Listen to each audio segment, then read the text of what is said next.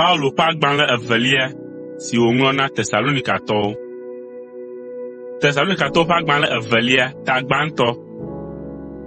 Nye Paulo, Silvano kple Timoteo gbɔe agbalẽ sia tso na Kristo hame si le Tesalonika, ame siwo le Mawu mía Fofo kple míaƒe Aƒetɔ Yesu Kristo me.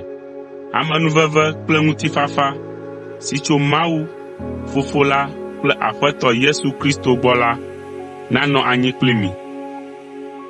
Akpedada kple gbedodoɖa. Nɔvi lɔlɔ̃awo, ele be míatsɔ akpedada na Mawu ɖe mia ta. Menye nu dzeame ko wònye na mí o, ke boŋ míaƒe dɔ wònye be míawɔ na Mawu ɖe ale si miaƒe xɔse tsi ɖe edzi nukutɔe, eye miaƒe lɔlɔ̃ na mia nɔewo hã de to ŋutɔ la ta. Enye dzidzɔ na mí be míaƒo adegbe tso miaƒe dzigbɔɖi kple ale si miaƒe xɔse de to le Mawu me la ŋu na hame bubuwo, togbɔ be miele fukpekpe kple ɣeyiɣi sesẽwo me tom hã. Esia nye Mawu ƒe ʋɔnudɔdrɔ̃ dzɔdzɔe la ƒe dzesi be woabu mi be miedze na mawufiaɖuƒe si ŋuti miekpe fu ɖo la. Eye le ɣe ma ɣi me ke la, edzɔ le Mawu ƒe ŋkume be wòatsɔ xaxa aɖo teƒe na ame siwo na xaxa mi la.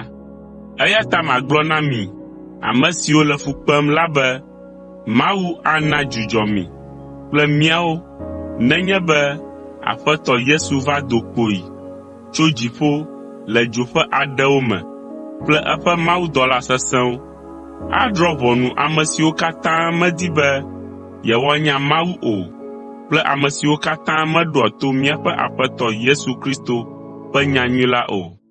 Woahe to na wo le dzomavɔ la me, eye womagakpɔ Aƒetɔ la ƒe ŋkume akpɔ gbeɖe o.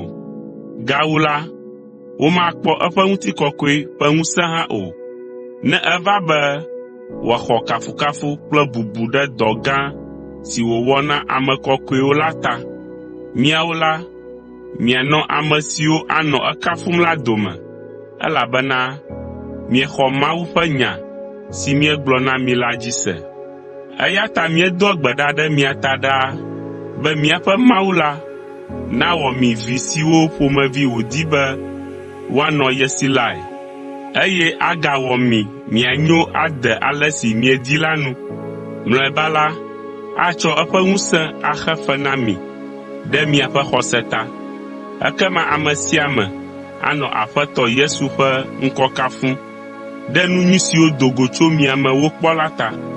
Eye miaƒe ŋutikɔkɔe gãtɔ kekeakee nye be miava nye etɔ.